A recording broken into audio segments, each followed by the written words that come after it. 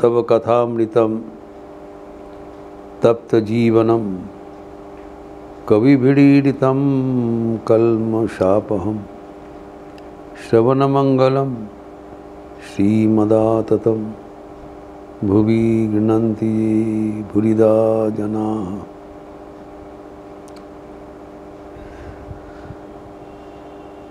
जन्माष्टमी के दिन श्री श्री ठाकुर के दक्षिणेश्वर के कमरा में भक्त समागम हुआ है। उसी का चर्चा चल रहा है। मंगलवार 1 सितंबर 1885।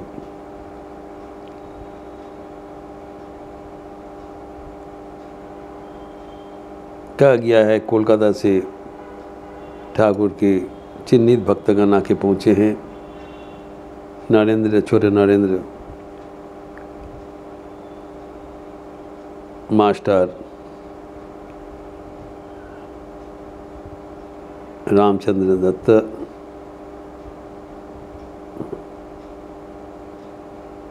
एवं कटवा से एक वैष्णव वो भी आए हैं,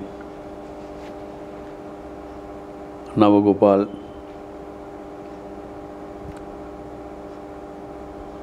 और कहा गया है राखाल और लाटू तो वहाँ पर रहा करते हैं।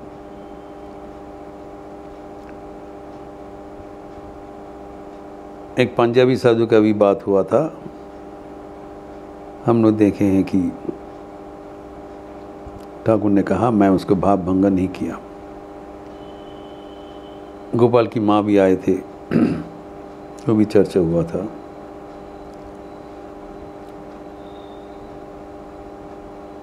अभी यहाँ पर बलराम बसु भी आए हैं और वो कह रहे हैं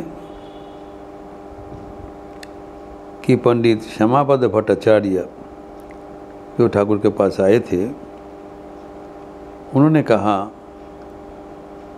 कि ठाकुर जब नरेंद्रनाथ का बक्षस्थल में पैर स्थापन किया था तब उनको भावावेश हो गया था, लेकिन जब श्री ठाकुर श्यामापद भट्टाचार्य का वक्षस्थल में पाय स्थापन किया तब उतना भावावेश नहीं हुआ। अब याद रखिए कि 4 दिन पहले ही 27 अगस्त जब श्यामापद भट्टाचार्य ठाकुर के पास आए थे दक्षिणेश्वर में, वहाँ आठपुर में रहा करते हैं, नाव से आए थे और ठाकुर ने उसको बहुत तारीफ़ किया और उसने पूछा था आपका अध्यात्म रामायण पढ़ा हुआ है, इसे थोड़ा बहुत दिखाओ। तो वहाँ पर ठाकुर ने बताया हाँ वहाँ पर शबरी, अहिल्या इत्यादि का भक्ति के उपाख्यान है, वो भी हम लोग विस्तृत चर्चा किए हैं। इसके बाद श्यामापद भट्टाचार्य ठाकुर को जमलार्जुन का स्तव सुनाया भागवतम से। वो सुनते ही ठाकुर का भावांतर हो गया और खड़े होकर समाधि मग्न होते हुए पंडित की वक्षस्थल में पैर स्थापन किया था और उन्होंने तब कहा गुरु चैतन्यम देही। लेकिन उनका बाद में जो शिकायत है कि नरेंद्रनाथ जी से भावावेश नहीं हुआ। अभी ठाकुर उनका कारण बताते हैं। कहते देखो इनका मन कामिनी कांचन से लिप्त हुआ है।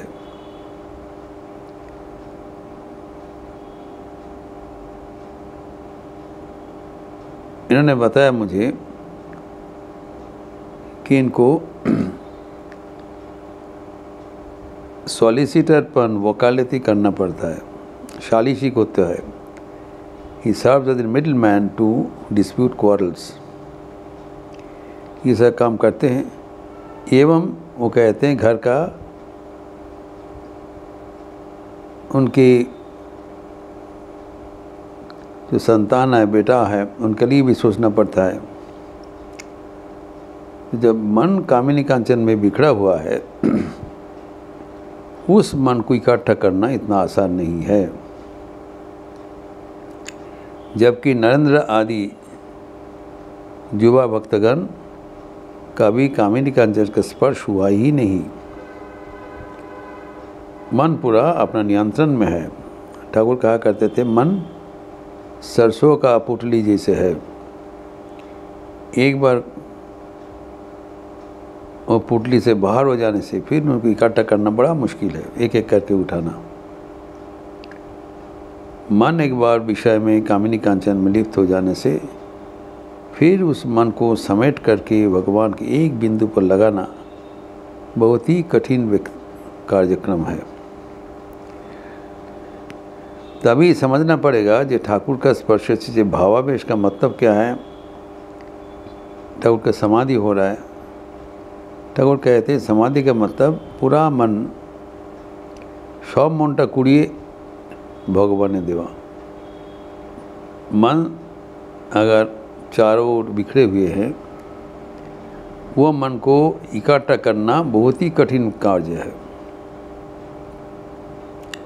अर्थात भगवान का कृपा होने से ही पर्याप्त नहीं है, वो कृपा धारण करने के लिए हमारे प्रस्तुति चाहिए। ये खास बात है।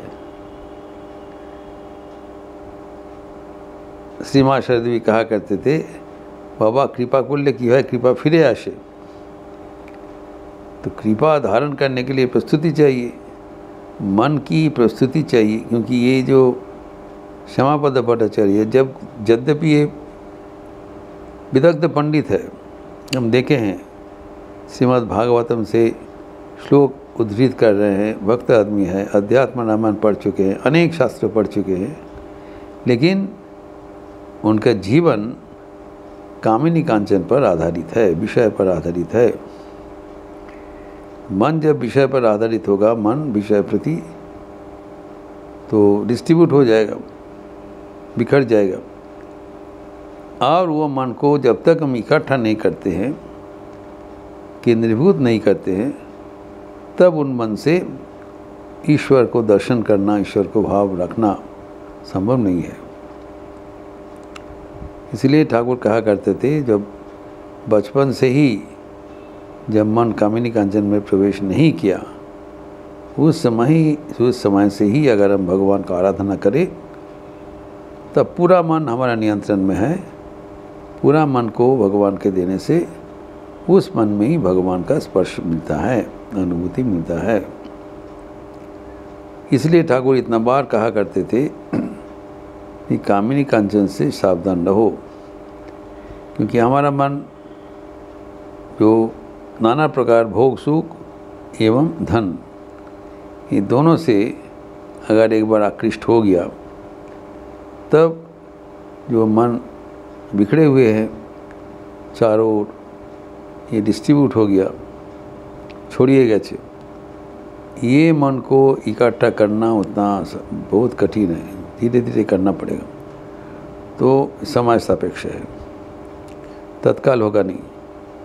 लेकिन भगवान का जो स्पर्श है वो तत्काल हमें भगवान की ओर ले जाते हैं, लेकिन वो मन वहाँ पर रह नहीं पाते हैं। मन को जो हमारे जो समाधि होता है, उसका प्रक्रिया है प्रत्याहार प्रतिमाचार प्रक्रिया, जमन एवं आसन प्राणायाम, उसके बाद प्रत्याहार धारणा ध्यान समाधि। तो मन को इकट्ठा करके प्रति आहार इकट्ठा करके समेट करके लाना पड़ेगा एवं एक बिंदु पर स्थापन करना पड़ेगा, धारण करना पड़ेगा।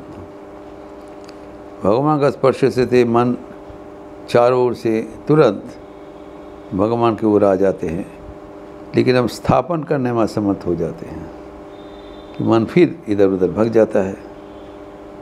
क्योंकि मन का चारों ओर जो विभिन्न विषय प्रति मन का संयुक्ति हो गया, वो विषय में मन का खिंचाव है, मन उधर फिर लाने पर भी वो चले जाते हैं।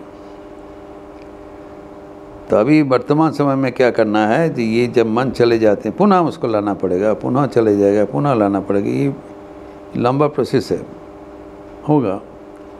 लेकिन जो युवा भक्तगण है उनका मन अगर कहीं पर गया ही नहीं तो एक बार उनके मन को भगवान प्रति धारण कर दिया, बस उनका भावावेश हो गया और तो मन इधर उधर भागने का कोई अवकाश नहीं है, कारण ही नहीं है।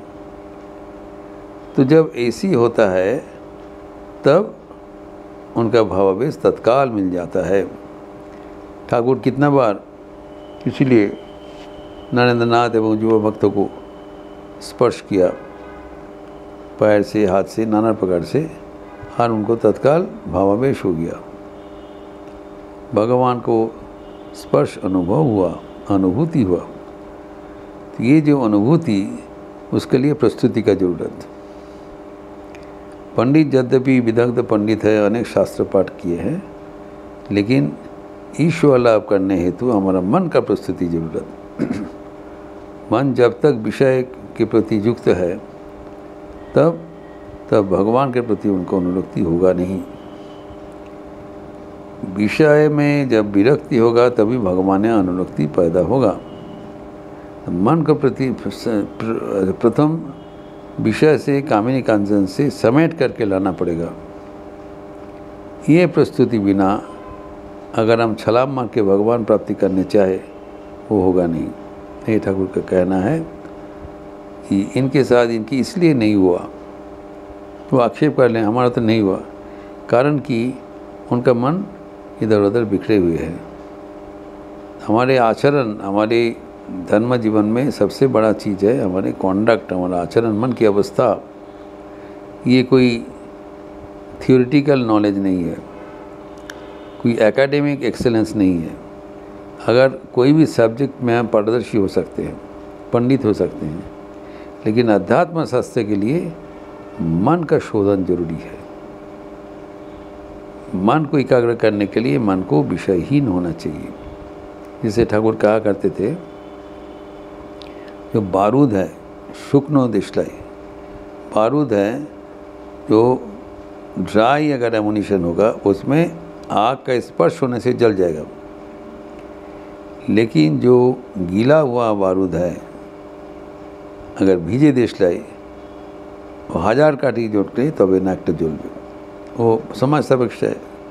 तो हमारे मन अगर कामिनी कांचन में आसक्त नहीं हुआ तब वो वैराग्य की भावना से परिपूर्ण है, सूखा है। एक बार आध्यात्मिक कोई स्पर्श लग जाए तब वो तत्काल जल जाएगा। वैराज मन एक बार कामिनी कांचन से आसक्त हुआ, पानी में भीग गया, कि जब तक उसको ड्राई नहीं होगा तब तक उसको जलना मुश्किल है। यही है बात।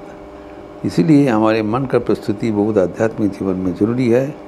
और मन में जो कामिनी कांचन का जो आसक्ति है वो तभी जाएगा जब हम ईश्वर में अनुरक्ति प्रस्तुत करेंगे। अगर भगवान को नाम लेते हुए जब मन ईश्वर के प्रति अनुरक्त होगा तभी विषय के साथ हमारा विरक्ति अपने आप हो जाएगा। ईश्वर के अनुरक्ति ही विषय में विरक्ति। एवं उस समय में अगर ईश्वर का स्पर्श मिले तब हमारे भी भाव समाधि दर्शन आदि होना संभव।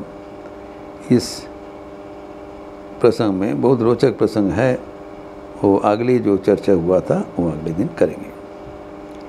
ओम शांति शांति शांति। हरि ओम तत्सत। श्री राम कृष्णार्पणमस्तु। आज तृतीय बड़ा मंगल है लखनऊ में। यहाँ पर ज्येष्ठ मास का मंगलवार बहुत धूमधाम से मनाया जाता है हनुमान जी के जन्म दिवस। चारों ओर भंडारा लगता है, सेवा का यज्ञ लग जाता है। एवं शाम को आज मंगलवार होने के हेतु हनुमान चालीसा पाठ होगी। संध्या के बाद लिपि दिया जाएगा। आप लोग सब स्वागत है। अच्छे रहिए, स्वस्थ रहिए, आनंद में रहिए। नमस्कार।